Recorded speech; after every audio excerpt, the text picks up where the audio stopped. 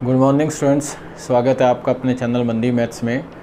Algebra की series को continue करते हुए पिछली बार अपनों ने क्वाड्रेटिक इक्वेशन के 176 अगर कंटिन्यूटी में बात करें, अगर अपने 176 और पॉइंट नंबर 6 तक डिस्कस कर लिया था, अल्फ़ा बीटा के क्वेश्चन कर रहे थे, तो उसी को कंटिन्यू करते हुए पॉइंट नंबर 7 और लेक्चर नंबर अपना है 19।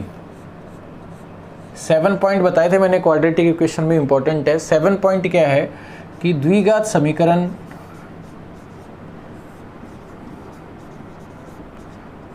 ax square plus bx plus c equals to 0 का न्यूनतम मान, अगर मैं न्यूनतम मान की बात करूं, इसका मिनिमम वैल्यू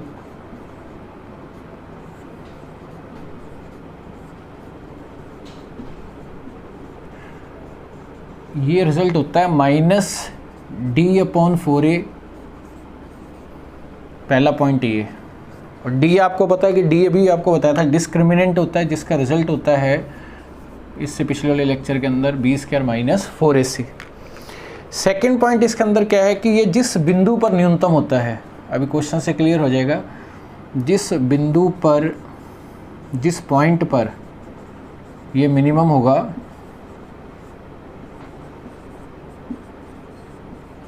न्यूनतम होगा, वह बिंदु होगा आपका -b/2a। क्लियर है?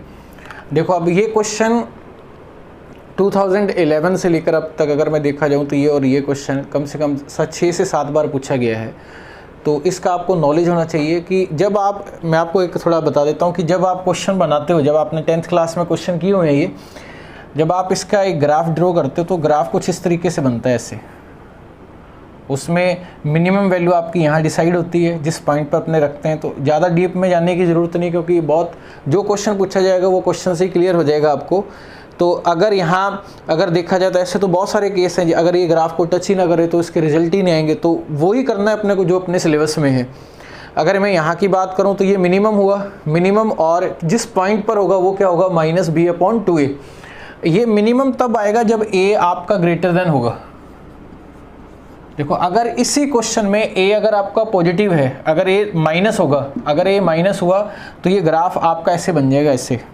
देखो इसके अंदर आपको ये ध्यान रखना है, अगर इस क्वेश्चन में मान लो ax² plus bx plus c बराबर 0 में अगर a आपका हुआ नेगेटिव, तो ये ग्राफ बनेगा कुछ इस तरीके से। तो यहाँ जो मिनिमम ना होकर यहाँ क्या आएगा, मैक्सिमम। रिजल्ट भी यही रहेगा और जिस पॉइंट पे होगा वो पॉइंट भी ये रहेगा। तो ये ध्यान रखना आप, दोनों ही क्वेश्चन में आपको करा देता हूँ कि मैक्सिमम होगा तो क्या होगा, ज़्यादातर क्वेश्चन आपको मिनिमम का मिलेगा, ये मिनिमम हो गया। और अगर a माइनस में है तो यही क्वेश्चन आपका सिर्फ न्यूनतम की जगह क्या लिखा होगा, अधिकतम। क्वेश्चन करते हैं उससे क्लियर होगा आपको। देखो इससे पहले वाले लेक्चर के अंदर अपनों ने 176 क्वेश्चन किए थे, तो 177 है ये। मिनिमम वैल्यू मतलब आपको इस एक्सप्रेशन का बताना है, मिनिमम वैल्यू मतलब आपको ये बताना है इसका न्यूनतम मान। देखो न्यूनतम मान कैसे आया, अब आप क्वेश्चन को, नेचर को समझो आप। a यहाँ क्या है, ये a है आपका और ये पॉजिटिव है। अगर पॉजिटिव होगा तो क्या होगा, मिनिमम। अगर यहाँ -2 लिखा होता तो यहाँ शब्द लिखा होता अधिकतम। क्लियर? अब हमें पता है, देखो न्यूनतम मान जो होगा वो क्या होगा, यहाँ से अगर मैं बात करूँ मिनिमम वैल्यू की, रिजल्ट क्या है, -d/4a। अब d क्या है, d है अपना b² - 4ac। b का मान देखो आप, b कितना है, वहाँ से देखो आप 5, x का गुणांक, ax² का गुणांक, c कितना है, कांस्टेंट टर्म। 25 में से 20 और 2, 8 और 5 40 कम कर देंगे तो -15 होंगे। इसका मतलब -15 4a, a कितना है, 2। तो यहाँ से रिजल्ट कितना आ गया, 15/8। ये आ गया इसका आंसर। अगर मान लो आपसे सेकंड पॉइंट पूछा जाए कि ये जिस बिंदु पर मिनिमम है, वो मिनिमम पॉइंट क्या होगा, जिस बिंदु पर ये न्यूनतम है, ये भी क्वेश्चन पूछा गया है, उस कंडीशन में क्या होगा, -b/2a। ये आपको याद रखना है। देखो आप, ये वाला रिजल्ट और ये वाला रिजल्ट, -b/2a। -b कितना है आपका, 5, 2a, ये कितना हो गया 2, जिस बिंदु पर है -5/4, और जिससे रिजल्ट आया वो क्या है 15/8। इसका एक पैटर्न और है, मैं दूसरा तरीका भी अभी आपको समझाता हूँ, ये लिख लो आप। सेकंड पैटर्न क्या है कि जिन स्टूडेंट्स के पास 11th क्लास के अंदर साइंस रही होगी, इसको अब आर्ट्स वाला बच्चा नहीं कर सकता लेकिन साइंस वाले इसको कर सकते हैं। कैसे? जैसे कोई रिजल्ट आपको दे रखा है 2x² + 5x + 5 = 0। हमें पता है कि ये कोई फंक्शन है जिसे हम y के इक्वल मान सकते हैं, y के इक्वल मानते थे। अगर आप इसका अवकलन करो, अवकलन मतलब डिफ्रेंशिएट करें, अगर 2x² का कितना हुआ 4x। ये सिर्फ साइंस स्टूडेंट के लिए बात कर रहा हूँ, बाकियों को समझने की ज़रूरत नहीं है, क्योंकि इसका तो 2 हो गया और x² का हो गया 2x, क्योंकि x की पावर n का क्या होता था, वहाँ रिजल्ट होता था nxn-1। क्लियर? ये कितना हो गया 4x, x का प्लस 5x, इसका कितना हुआ 5, क्योंकि x का हो गया 1, कांस्टेंट का 0। यहाँ से x का मान कितना आ गया -5/4। अब आप सोचो ये वो मान है जिस पर ये मिनिमम आया, सेकंड वाला रिजल्ट बताया था अभी आपको। अगर आप इसी पॉइंट को यहाँ रख देते हो आप इसके अंदर, तो ये मिनिमम, ये तो आ गया मिनिमम जिस बिंदु पर वो रिजल्ट है। अगर आपको मिनिमम वैल्यू चाहिए वो कैसे आएगी? मिनिमम वैल्यू x का मान रख दो आप 2x², ये कितना हुआ 25, ये कितना आ गया 16 + 5 -5/4 + 5, ये फाइनल कितना आ गया? ये आ गया आपका 8। एलसीएम कितना आ गया यहाँ से 8, यहाँ कितना आ गया 25, इसका डबल 25 का डबल 50 और 8 × 5 40, ये कितना आ गया -10, 25 - 10 कितना आ गया 15 और ये कितना आ गया 8। तो ये फाइनल आंसर कितना आ गया आपका 15/8 आंसर है। साइंस वाले बच्चे इससे कर सकते हैं, डिफ्रेंशिएट से किया मैंने, अवकलन करके किया है, या फिर अगर आपको रिजल्ट याद है -d/4a और जिस पॉइंट पर है -b/2 है। क्लियर है? लिख लो आप इसे। देखो नेक्स्ट क्वेश्चन और करते हैं। Find out the minimum value of the expression. A greater than है तो क्या होगा मिनिमम, अगर यहाँ माइनस होगा तो वो क्या होगा लेस देन। तो इसका रिजल्ट क्या है? देखो -d/4a और माइनस ये रिजल्ट कितना अपना b² - 4ac, यही लिख देते हैं अपॉन 4a। देखो -4a, 4a कितना है आपका 1,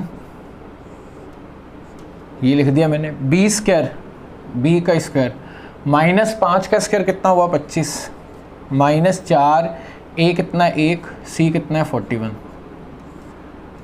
अब इसको इससे मल्टीप्लाई करोगे तो ये रिजल्ट आएगा आपका -164। 164 माइनस के, यहाँ रिजल्ट माइनस आएगा लेकिन यहाँ के किसका हो जाएगा प्लस का, और ये कितना आ गया अगर इसमें से माइनस करें, 14 में से 5 गए 9, 5 में से 2 गए 3, 1 का 1। फाइनल आंसर आपके पास कितना आ गया 139/4। इसे आप ऐसे भी कर सकते थे 2x - 5 = 0, x का मान 5/2। अगर आप यहाँ रखोगे तो भी रिजल्ट ये आएगा। अगर एग्जामिनर ये क्वेश्चन पूछता है कि जिस बिंदु पर ये न्यूनतम है वो क्या है, वो क्या होगा 2x - 5 = 0, x = 5/2 या फिर -b/2a से आप निकाल सकते हैं, और ये एग्जाम में आते हैं क्वेश्चन। देखो अगर इस क्वेश्चन में बात करें तो ये कह रहा है कि x के उस मान के लिए आपको हाईएस्ट वैल्यू बतानी है इस एक्सप्रेशन की। देखो यहाँ क्या लिखा हुआ है ग्रेटेस्ट।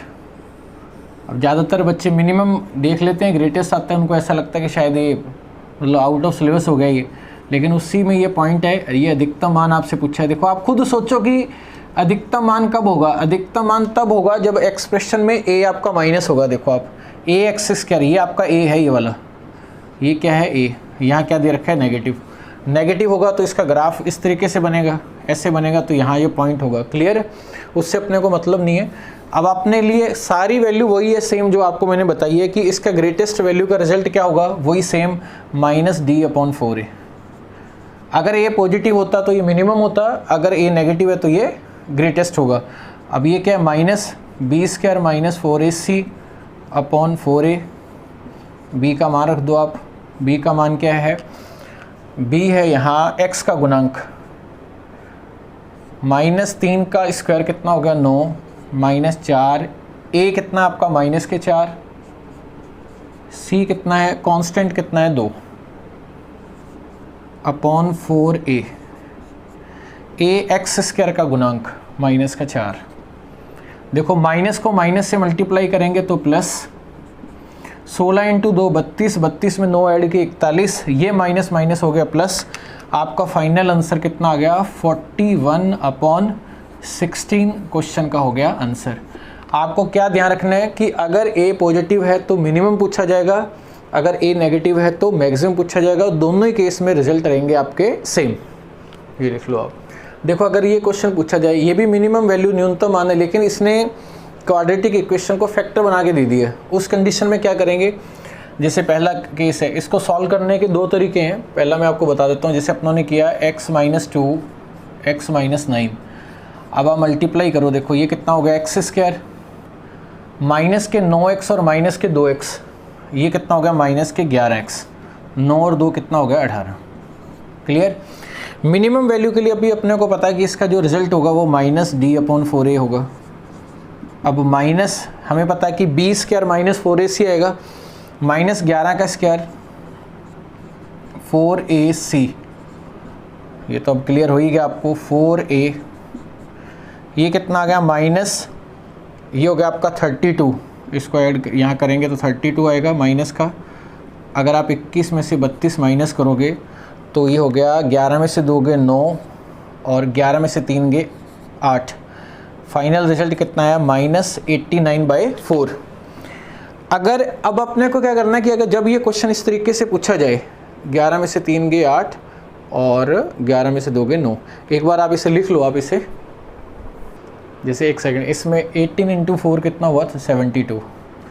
जब आप माइनस करोगे तो यहाँ कितना आ गया 9 और 11 - 7 कितना हो गया 4। आपका यहाँ आंसर आया 49/4। अब देखो इस क्वेश्चन को करने का दूसरा तरीका बताता हूँ आपको, जो बहुत ही बढ़िया है। जब यहाँ ब्रैकेट लिखे होंगे तो कैसे करेंगे, सबसे पहले आप लिखो -1/4, क्योंकि ये -1/4 लिख दिया। फिर आपने इसमें से इन दोनों का लेना है डिफरेंस। डिफरेंस कितना आ गया, इसमें से ये कम कर दो, माइनस के 7, माइनस माइनस हो गया प्लस, डिफरेंस कितना आ गया 7। इसका स्क्वायर यहाँ लिखना है अपने को, 7 का स्क्वायर कितना होगा 49, यहाँ लिख दो आप। तो फाइनल आंसर आपके पास कितना आ गया -49/4। इस क्वेश्चन का देखो आप सेम आंसर है। जैसे इस कंसेप्ट पर आपको ये वाला समझाता हूँ, देखो क्या है। डायरेक्ट कर सकते हो आप, -1/4 इतना लिखने की ज़रूरत ही नहीं है। अगर ब्रैकेट बने हुए हैं तो इनका डिफरेंस लो, कितना है इसमें से वाला माइनस करो, माइनस का 2, इसका स्क्वायर जब यहाँ लिखोगे तो माइनस का 2 का स्क्वायर तो प्लस का ही आएगा। तो यहाँ रिजल्ट कितना आ गया -1 क्वेश्चन का आंसर है। लेकिन इसमें एक कंडीशन है कि आपका जो एक्सप्रेशन है वो x प्लस है या x माइनस में होना चाहिए। कैसे, जैसे एक क्वेश्चन जैसे मैं आपको समझाता हूँ, देखो कैसे। जैसे मान लो यहाँ लिखा हुआ है 2 - x और यहाँ लिखा हुआ है 5 माइनस, यहाँ 6 - x, ऐसे कर लो आप। क्वेश्चन में x माइनस होना चाहिए, माइनस कॉमन लो, ये हो गया आपका x - 2। इसमें माइनस है लिया तो माइनस माइनस हो गया प्लस। अब क्या लिखेंगे -1/4, इन दोनों के बीच का डिफरेंस कितना हुआ 4, इसका स्क्वायर यहाँ कितना आ गया 16। तो फाइनल आंसर आपके पास कितना आ जाएगा -4। या आप मल्टीप्लाई करके तो कर ही सकते हैं, ये देख लो आप एक बार। देखो अलजेब्रा के अंदर एक पॉइंट है अलग से मैक्सिमम और मिनिमम का, कि इसके अंदर भी कभी कभार, कोई ज़्यादा नहीं, बहुत रेयर केस में क्वेश्चन पूछा जाता है, लेकिन ये पॉइंट भी आपको कवर होना चाहिए। जब आपने सारा डिटेल में पढ़ लिया तो जब इस पे क्वेश्चन आए तो आपको इसका भी एक आइडिया होना चाहिए। देखो क्या है, क्वेश्चन में दे रखा है कि a + b का मान है 10, तो ab का अधिकतम मान ज्ञात करना है। और ab यहाँ पॉजिटिव वैल्यू है, क्योंकि इसके ऑप्शन जो दिए हुए हैं वो पॉजिटिव में दे रखे हैं। अब आप सोचो कि पहले इस क्वेश्चन को कैसे करेंगे। अगर अपने इंटीजर फॉर्म में देखें और आंसर आपके इंटीजर फॉर्म में दे रखे हैं, वैसे तो आप सोचो कि अननोन कितने 2, इक्वेशन है 1, तो ए बी के यहाँ रिजल्ट जो होंगे वो इनफाइनाइट होंगे। तो उसमें सबसे पहले अपना ने रिजल्ट ले लिया, जैसे 9 और 1, पॉजिटिव वैल्यू के लिए बात कर रहे हैं। 9 और 1 10 होता है, यहाँ से 8 और 2 हो गया, 7 और 3 हो गया, 6 और 4 हो गया, 5 और 5 हो गया, क्योंकि इन सब का टोटल क्या है 10। अगर यहाँ मल्टीप्लाई करें 9 × 1 कितना हुआ 9, 8 × 2 कितना हुआ 16, यहाँ मल्टीप्लाई करें तो कितना हुआ 21, यहाँ मल्टीप्लाई करें तो कितना हुआ 24, यहाँ मल्टीप्लाई करें तो कितना हुआ 25। अब आप सोचो कि आपके सामने सबसे हाईएस्ट नंबर कौन सा है, ये सबसे हाईएस्ट नंबर है, ये आपका आंसर है। अब आप सोचो कि ये आंसर कैसे आया, कि जब आपने इस नंबर को इक्वल पार्ट्स में डिवाइड किया। इसका मतलब जब क्वेश्चन में, और क्वेश्चन का नेचर समझ लो कि क्वेश्चन में प्लस की इंफॉर्मेशन दे रखी है और मल्टीप्लाई वाली आपसे पूछी है। 3 तरह के क्वेश्चन चलते हैं इसमें, प्लस से इंटू, इंटू से प्लस और प्लस से प्लस। तीनों पे 2-2, 3-3 क्वेश्चन कर लेते हैं ताकि आपको क्लियर हो जाए। आपको इक्वल पार्ट्स में डिवाइड करना और यहाँ मल्टीप्लाई करना है। देखो कैसे, एक क्वेश्चन मैं आपको और करवाता हूँ। जैसे 182 क्वेश्चन ले लेते हैं अपने, यही समझा देता हूँ आपको। अगर मान लो कि किसी क्वेश्चन में लिखा है कि a प्लस बी प्लस सी की वैल्यू दे रखी है यहाँ 15, क्लियर है, और यहाँ से आपसे पूछा है a b c बताना है आपको मैक्सिमम क्या होगा। मैक्सिमम के केस में अब आप सोचो कि ये इक्वल पार्ट्स में डिवाइड होगा, ऐसे नहीं कि ये 13 हो गया, ये 2 हो गया और ये 0 तो लोगे नहीं आप। मान लो ये 13 है, यहाँ 1 और 1 है। जब आप मल्टीप्लाई करोगे तो मैक्सिमम रिजल्ट कब आएगा, जब ये इक्वल पार्ट्स में डिवाइड होगा। 3 हिस्से हैं तो यहाँ 3 से डिवाइड कर देंगे अपने, तो प्रत्येक का मान कितना आ गया, यहाँ 5 आ गया, यहाँ 5 आ गया, यहाँ 5 आ गया। अब 5, 5, 5 को जब आप मल्टीप्लाई करोगे तो आपका जो आंसर आएगा वो कितना आया, 125। इस क्वेश्चन का हो गया आंसर। अब आप देखो कि आपने इस पॉइंट से क्या समझा, इससे भी बेस्ट एक वे आपको समझाता हूँ। देखो क्या है, अब आप सोचो कि जब ये इक्वल पार्ट्स में डिवाइड होगा, जब आप इक्वल सेम नंबर को सेम नंबर से मल्टीप्लाई करोगे तो आंसर तो आपका परफेक्ट स्क्वायर में दिखेगा। जब मैं क्वेश्चन कराऊंगा मिसलेनियस, 20 लेक्चर के बाद आपकी मिसलेनियस स्टार्ट हो जाएंगे। अब उसमें क्या है कि जैसे मान लो ये क्वेश्चन है, इसके ऑप्शन दे रखे हैं 22, 23, 24 और 25। मैं कह रहा हूँ क्वेश्चन ही मत पढ़ो आपने मैक्सिमम पढ़ा, 25 टिक कर दिया क्योंकि 2 ही होगा, 25 5 का स्क्वायर है। 3 नंबर आपको दे रखे हैं तो ये किसी ना किसी का क्यूब होगा। 4 दे रखे हैं तो किसी संख्या की पावर 4 में होगा। मतलब आप ऑप्शन से डायरेक्ट देख सकते हैं। और अब 1-2 क्वेश्चन मैं आपको और करवाता हूँ इस पर। देखो जैसे ये क्वेश्चन है, अब 4 के रिजल्ट 1 दे रखे हैं, ये रिजल्ट आपसे पूछा है, तो आपको पता है कि ये वैल्यू कितनी है, कितने वेरिएबल हैं, 1 2 3 4, 4 इक्वल पार्ट्स में डिवाइड होगा तो 1/4 हुआ हर किसी का रिजल्ट। ए का रिजल्ट भी 1/4 है, बी का रिजल्ट भी, सी का भी और डी का भी, सबके रिजल्ट क्या है 1/4। अब आप सोचो 1/4 इंटू 1/4, ये हो गया 1/16, 1/16, 1/16, 1/16, 1/16। ये आपने कहें कि 1/16 कितनी बार आ रहा है, 4 बार आ रहा है। इसको कट कर देंगे, फाइनल आंसर आपका कितना आ गया, 1/4 इस क्वेश्चन का आंसर है। इस तरीके से क्वेश्चन करने, बहुत ईजी सा क्वेश्चन है ये। देखो पहला जो क्वेश्चन किया था अपनों ने वो किया था मैक्सिमम का, अब चल रहा है मिनिमम। उसका जो नेचर था वो प्लस से इंटू था, इसका जो नेचर है इसमें अब प्रोडक्ट दे रखा है और प्लस पूछा है। तो पहले मैं आपको डिटेल में समझा देता हूँ, फिर डायरेक्ट करेंगे। अब 36 के फैक्टर देखो एक कॉम्बिनेशन हो सकता है 36 और 1। फैक्टर्स टॉपिक नंबर सिस्टम में पढ़ाया जाता है, वैसे इतना तो पता ही होगा। 18 इंटू 2, 9 इंटू 4, 6 इंटू 6, इन सब के रिजल्ट क्या है 36। अगर मैं इन दोनों को ऐड करूं 36 और 1 को, ये नंबर जो आपने लिए हैं इसको और इसको अगर अपने ऐड करें यहाँ, तो यहाँ रिजल्ट कितना आया 37। अगर 18 और 2 को ऐड करें तो यहाँ कितना आया 20। अगर इनको ऐड करें तो कितना आया 13, और इनको अगर ऐड करें तो यहाँ कितना आया 12। आप मेरे को ये बताओ कि सबसे मिनिमम रिजल्ट कौन सा आया। मिनिमम रिजल्ट आया आपके पास ये आपका आंसर आ गया। इसका मतलब क्या है कि ये आंसर तब आएगा पहले वाले क्वेश्चन की तरह, आपको सेम नंबर में डिवाइड करना है। अब आप सोचो कि अगर ये 2 नंबर दे रखा है तो ये तभी किसी ना किसी का स्क्वायर तो होगा, यही तो मैंने आपको बताया था। अगर यहाँ 49 लिखा हुआ है तो 7 7। अगर मान लो यहाँ 3 नंबर लिखे हुए हैं और 3 नंबर लिखे हैं जैसे 1 to 5, तो 5 5 5 वो परफेक्ट क्यूब होगा। अगर 2 दे रखे हैं तो वो स्क्वायर होगा। तो ये नोट कर लो आप एक बार। देखो ये क्वेश्चन भी क्या है, इंटू दे रखा और प्लस पूछा है। 216, 3 नंबर्स का प्रोडक्ट अगर 216 है और नंबर अपने को सेम लेना है क्योंकि वो नंबर आपका सेम रहना चाहिए। अब आप देखो कि 216 अगर ध्यान से देखें तो ये 6 का क्यूब है, तो इसका मतलब ये नंबर भी 6 रहा होगा, ये भी 6 और ये भी क्या है 6। वैल्यू रख दो आप, आपका आंसर आ गया 6 6 6 और ये कितना है 8। 18 और 8, फाइनल आंसर कितना हो गया आपका 26 क्वेश्चन का आंसर है। ये क्वेश्चन एग्ज़ाम में आते हैं लेकिन थोड़ा कम आते हैं, लेकिन आपको आने चाहिए ये। देखो जैसे ये क्वेश्चन है, ये थोड़ा अच्छा क्वेश्चन है। अब इसमें स्टूडेंट क्या करते हैं, स्टूडेंट तुरंत देखते हैं कि इसको सॉल्व करते हैं, 3 नंबर में ब्रेक करते हैं। मैंने आपको बोला कि अगर कोई 3 नंबर आपको दे रखा होगा तो यहाँ जो नंबर होगा वो क्यूब होगा। अब आप सोचो कि 36 किसी का क्यूब नहीं है, ये किसी का घन नहीं है, ये 6 का स्क्वायर है ये। तो इसका मतलब यहाँ जो मिस हो रहा है वो नंबर क्या हो रहा है। अब आप इसका नेचर देखो, आप यहाँ 2 और 3 एक्स्ट्रा हैं। इसका मतलब क्या हुआ, ये पहले से थोड़ा सा अच्छे लेवल का क्वेश्चन हो गया कि इस नंबर को पहले 2 से मल्टीप्लाई करो। यहाँ से आपने लिखा 2 है, आपने अपनी तरफ से लिख दिया। और यहाँ लिखा आपने 3b इंटू 6 हो गई। आपने लेफ्ट हैंड साइड में कितना मल्टीप्लाई किया, 2 इंटू 3 6। इस बैलेंस को मेंटेन करने के लिए यहाँ भी क्या मल्टीप्लाई करना पड़ेगा आपको, 6। 36 इंटू 6 कितना हो गया आपका, 216। 216 6 का क्यूब है, इसका मतलब ये वाला नंबर कितना हुआ, ये हुआ 6, और ये भी नंबर कितना हुआ 6, और ये भी नंबर कितना हुआ 6।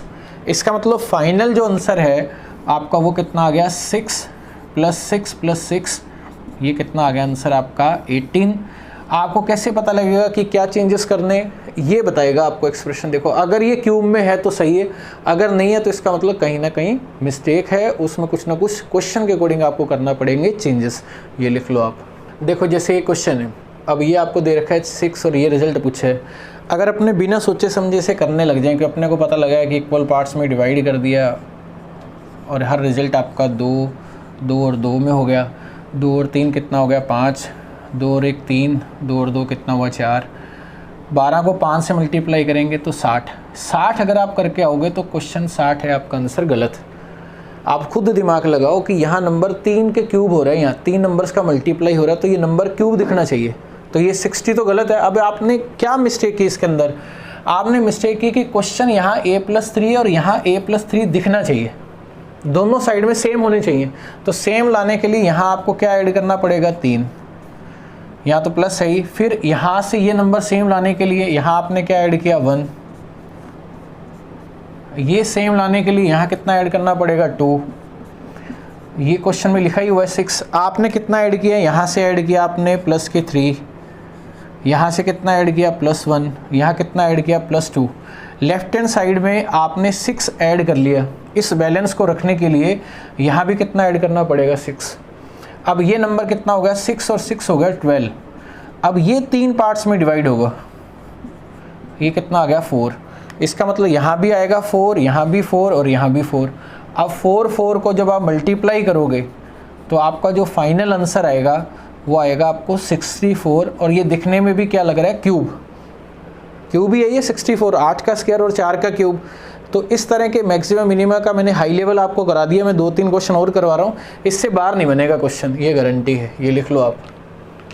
देखो जैसे ये क्वेश्चन है, अब मान लो कि अब स्टूडेंट कहे कि सर इसमें 9 को 3 इक्वल पार्ट्स में डिवाइड कर देते हैं। अब ध्यान से समझना, आपने इक्वल पार्ट्स में डिवाइड किया तो प्रत्येक मान 3 3 आ गया, तो 3 और 1 कितना हो गया 4, 3 और 1 कितना हो गया 4, 3 और 1 कितना हो गया 4, तो 64 आंसर। अगर मैं देखूं तो 64 ही आंसर है, लेकिन ये एक बाई चांस के चांस में कोई ऐसा चांस हो गया कि आपका आंसर आया सही।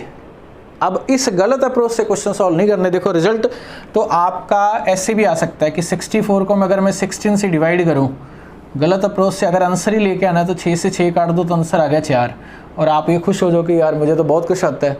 लेकिन ऐसे थोड़ी ना आएगा। ऐसे मान लो कि अगर आपने लिखा 25/5, आपको देखो सर इससे भी तो आ रहा है आंसर 2।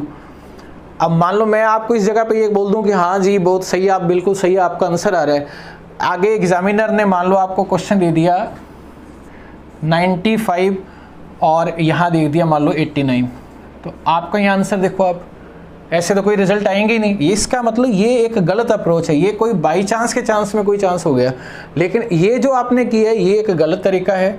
सही तरीका क्या है कि इसका जो ये नेचर है, देखो ये दोनों सेम दिखने चाहिए, आंसर आपका वही आएगा। लेकिन गलत तरीके से थोड़ी ना लेके आएंगे आंसर। यहाँ क्या लिखा आपने +1, a+1, और ये कितना आ गया आपका b+1, c+1। आपने कितना ऐड कर दिया, 3 ऐड कर दिया।